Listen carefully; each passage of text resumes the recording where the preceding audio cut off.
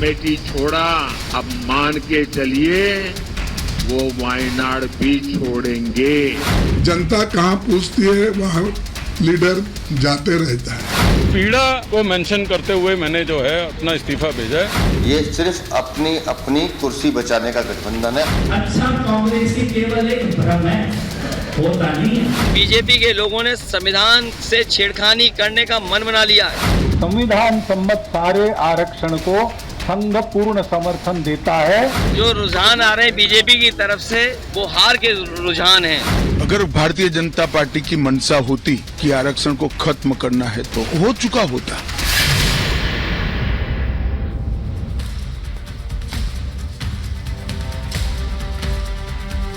नमस्कार, महाभारत देख रहे हैं आप। मैं हूं आपके साथ अनामिका पांडे। चुनाव चाहे लोकसभा के हो या फिर विधानसभा के, कोई भी पार्टी खुद को मजबूत करने के लिए कोई कसर नहीं छोड़ती है। लेकिन एक कांग्रेस पार्टी है जो इससे उलट चल रही है। उसकी पार्टी के भीतर नाराजगी इतनी बढ़ती जा रही है कि अब सवाल ये उठने लगा है कि क्या कांग्रेस पार्टी के लिए या फिर इंडी गठबंधन के लिए दिल्ली की कुर्सी फंस गई है। क्योंकि दिल्ली की कुर्सी के लिए लड़ाई है, दिल्ली की कुर्सी के लिए कुनबा मजबूत किया गया, कुनबा बड़ा किया गया, लेकिन अब यही कुर्सी फंसती हुई दिख रही है। कांग्रेस के भीतर ही आवाज उठने लगी है। कांग्रेस के नेता कैसे नाराज हैं मैं आगे आपको बताऊंगी, लेकिन उससे पहले आपको यह बता देती हूं कि आखिर उत्तर प्रदेश में क्या स्थिति कांग्रेस की इस वक्त बन रही है। क्योंकि उत्तर प्रदेश की 2 सीटों पर पेच फंसा हुआ है। लगातार यह सवाल पूछा जा रहा है कि आखिर यहां से गांधी परिवार का कोई शख्स चुनाव लड़ेगा या नहीं। हालांकि अब सूत्रों से कुछ खबरें सामने आने लगी हैं। उत्तर प्रदेश से क्या कांग्रेस का सफाया हो जाएगा? जिन 2 सीटों का मैं जिक्र करने वाली हूं, अगर उस पर कांग्रेस पार्टी नहीं जीतती है इस चुनाव में, तो जो नाम सामने आए हैं वो भी आपको हम बताएंगे। अमेठी से चुनाव लड़ सकते हैं राहुल गांधी, जो पिछले चुनाव में हार गए थे, इस बार फिर चुनाव लड़ सकते हैं। और सीईसी बैठक में सूत्रों से पता चल रहा है कि नाम पे मोहर लग गई है, अब सिर्फ औपचारिक ऐलान बाकी है।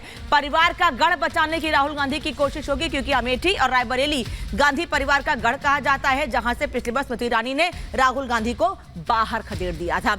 इस बार फिर अमेठी हारे तो पूरी तरह से सफाया हो जाएगा कांग्रेस के गढ़ में, कांग्रेस का यह बात तय मानी जा रही है। इसके अलावा रायबरेली में भी कुछ यही स्थिति बन रही है। जनता पहले राहुल को नकार चुकी है। 2019 के चुनाव में राहुल गांधी को बड़ी हार का सामना करना पड़ा था। 2019 में उत्तर प्रदेश की सिर्फ 1 सीट कांग्रेस पार्टी ने जीती थी और वो थी रायबरेली। रायबरेली की सीट किसने जीती थी ये हम आपको बताएंगे, लेकिन इस बार रायबरेली से कौन चुनाव लड़ सकता है, इस पर जो तस्वीर सामने आ रही है वो भी आपको बताएंगे। 2019 में सोनिया गांधी ने कांग्रेस की थोड़ी लाज बचाई थी, क्योंकि 1 सीट रायबरेली जीती थी। सोनिया गांधी ने वहां से चुनाव लड़ी और वहां से वो जीती थी सोनिया। लेकिन अभी के हालात देखकर सोनिया गांधी राज्यसभा पहुंच चुकी हैं, यानी वो इस बार लोकसभा का चुनाव नहीं लड़ेंगी। वो चुनाव के तारीखों का ऐलान होने के बहुत पहले ही तय हो चुका था। यानी अमेठी रायबरेली दोनों ही सीट पर संकट पूरी तरह से बरकरार है कांग्रेस पार्टी के लिए। राहुल के जीजा जी ने अमेठी से दावेदारी की थी। एक वीडियो जारी करते हुए उन्होंने संकेत दिए थे कि वो चुनाव अमेठी से लड़ना चाहते हैं।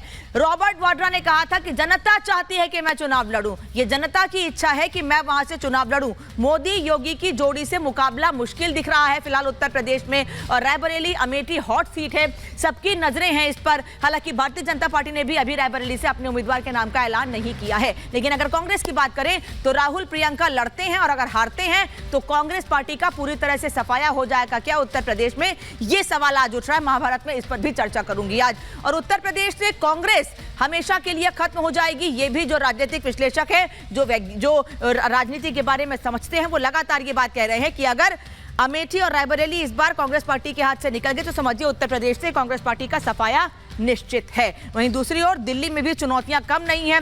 दिल्ली में चुनौती कैसे है कांग्रेस के सामने, ये भी आपको बताऊंगी। लेकिन राहुल गांधी और प्रियंका गांधी को लेकर अमेठी, रायबरेली या देश भर के लोग क्या कह रहे हैं चुनाव लड़ने को लेकर, सुनिए, क्योंकि हमारे लोगों ने जाकर पब्लिक से बात की है। पब्लिक क्या राय दे रही है, सुनिएगा।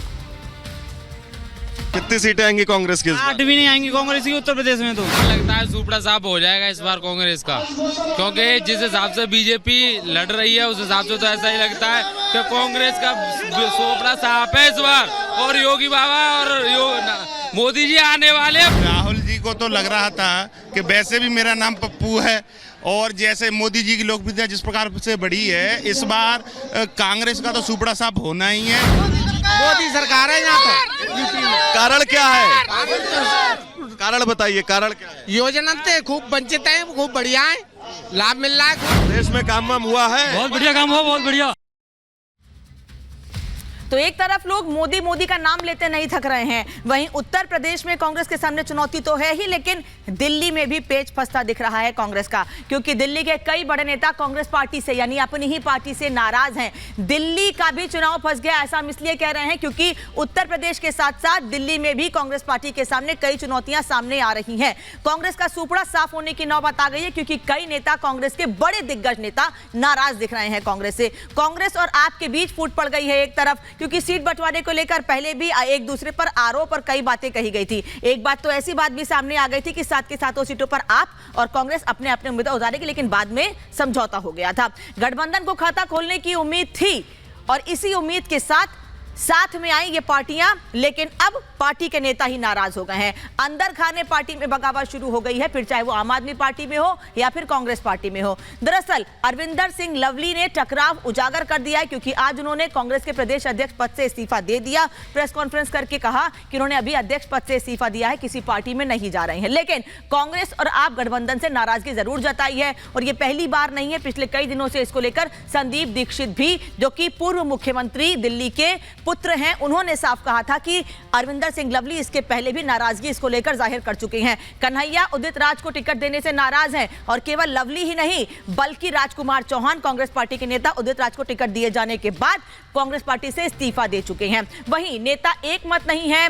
यह सवाल उठ रहा है कि अगर कांग्रेस पार्टी के नेता ही एक मत नहीं है गठबंधन को लेके, तो आखिर वोटर कैसे शिफ्ट होंगे, वोटर कैसे इसे स्वीकार कर पाएंगे कि वो पार्टियां जो कभी एक दूसरे पर आरोप लगाया करती थी, आज वो साथ चुनाव लड़ रही हैं, जनता के लिए काम कैसे करेंगी। दिल्ली की 7 सीटें गठबंधन के लिए फंसी हुई हैं, और इसीलिए चुनौतियां हैं पार्टियों के सामने। केजरीवाल जेल में हैं और दिल्ली कांग्रेस में बड़ी बगावत सामने आ रही है। हमने नाम बताया लवली का, इसके अलावा राजकुमार चौहान, और लंबी फहरिस्त है। केवल दिल्ली में ही नहीं बल्कि कांग्रेस से कई नेता अलग हो रहे हैं अपने अलग अलग रीजंस देकर। बीजेपी तीसरी बार क्लीन स्वीप की तैयारी में है, यानी 2014-2019 में भारतीय जनता पार्टी ने 7 की 7 सीटें दिल्ली में जीती थी। इस बार कई सीटों पर उम्मीदवार बदले जरूर गए हैं, लेकिन उसके बाद भी पूरी तरह से भारतीय जनता पार्टी आश्वस्त है। लेकिन कांग्रेस और आम आदमी पार्टी का गठबंधन किस राह पर आगे बढ़ेगा, क्योंकि हम बार बार कह रहे हैं जब नेता ही नाराज है तो जनता कैसे साथ आएगी। इस रिपोर्ट को देखिए कि आखिर कांग्रेस की स्थिति है क्या, और भारतीय जनता पार्टी कैसे